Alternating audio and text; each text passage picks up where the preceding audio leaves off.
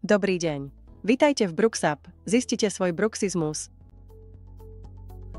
BruxUp Cloud je najkomplexnejší nástroj navrhnutý a používaný poprednými odborníkmi v tejto oblasti.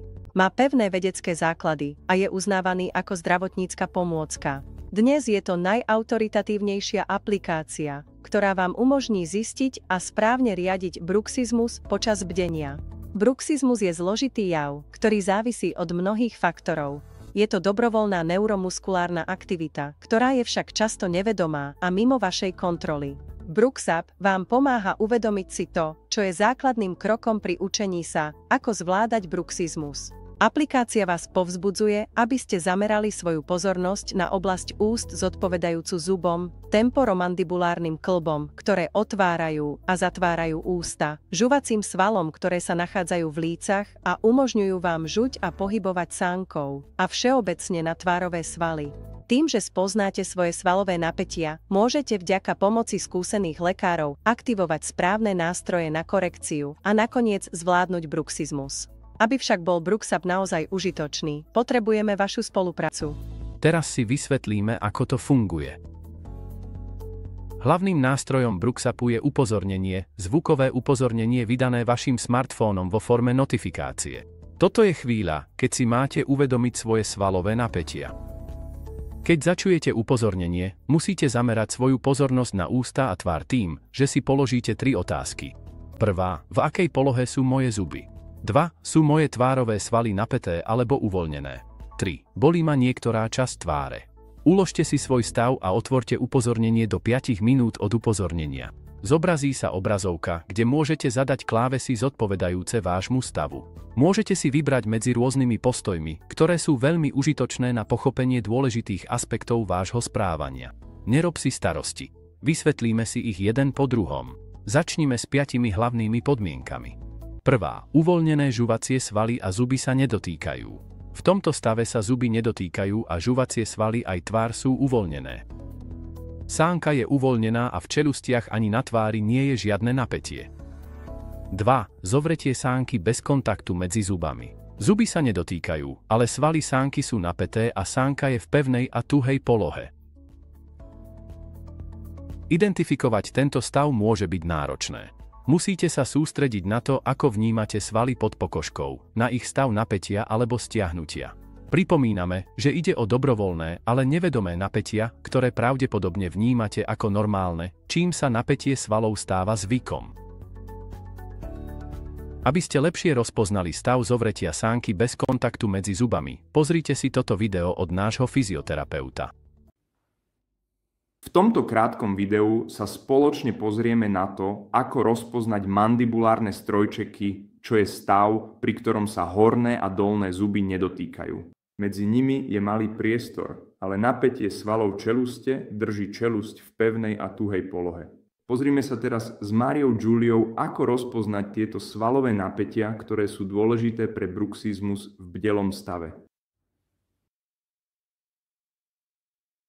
Teraz, Mária Julia, mierne roztiahnite zuby od seba. Priložte si prsty nabok k brade a skúste zavrieť ústa, ale prsty vám v tom zabránia a nesmiete sa dotýkať zubami.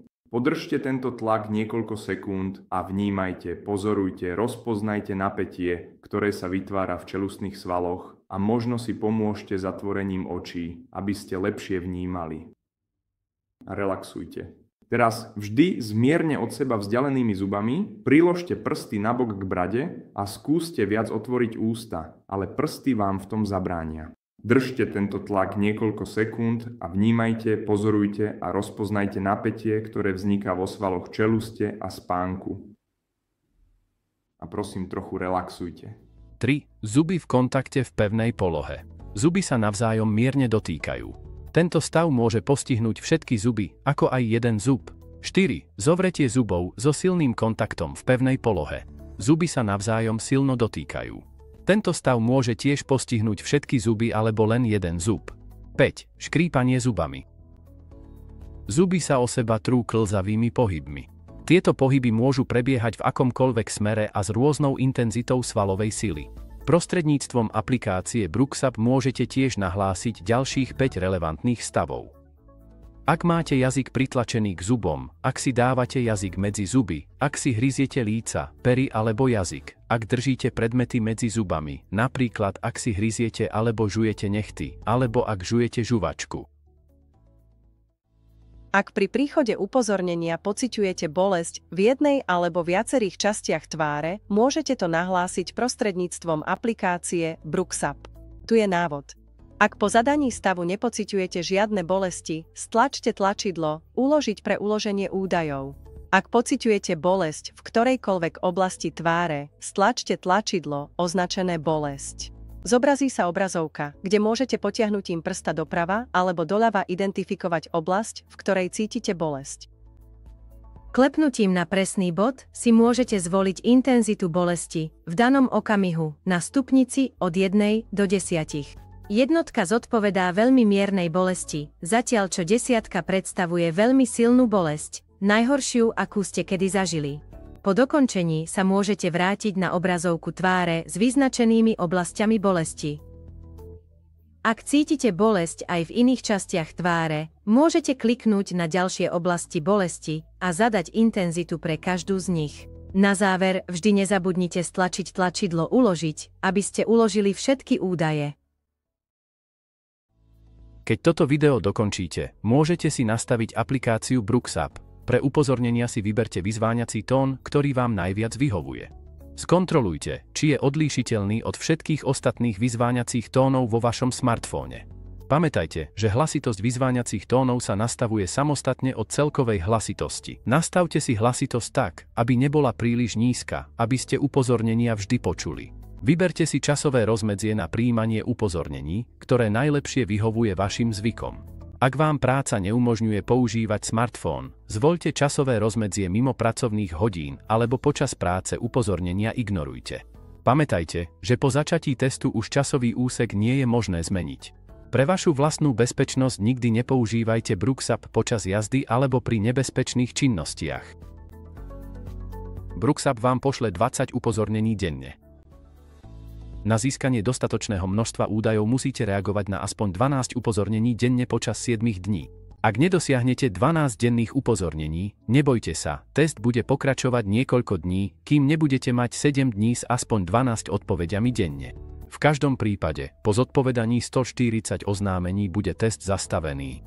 Ak nemôžete svoj smartfón ihneď používať, zapamätajte si svoj stav a reagujte na upozornenie do 5 minút.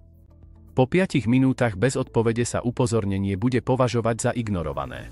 Ak rozprávate alebo jete, nereagujte na upozornenie, pretože ide o funkčné stavy. Na konci testu sa BruxUp zastaví. V tomto bode si môžete skontrolovať výsledky. Pripomíname vám, že BruxUp poskytuje predbežné zhodnotenie vášho bruxizmu. Definitívnu diagnózu môže stanoviť iba lekár. Ak test zistí prítomnosť bruxizmu, prostredníctvom aplikácie BruxUp sa môžete spojiť so sieťou skúsených zubárov a fyzioterapeutov vo vašom okolí. Na základe údajov zozbieraných pomocou BruxUpu a prostredníctvom vzdialených lekárskych konzultácií aj osobných stretnutí vám naši odborníci pomôžu diagnostikovať a zvládnuť tento problém. Teraz môžete začať. V prípade akýchkoľvek otázok alebo potreby podrobnejšieho vysvetlenia, prosím, neváhajte a kontaktujte našu špecializovanú technickú podporu na adrese kontakt@bruxup.info alebo alternatívne navštívte našu oficiálnu webovú stránku na adrese www.bruxup.info. Ďakujeme vám veľmi pekne za vašu cennú pozornosť a čas.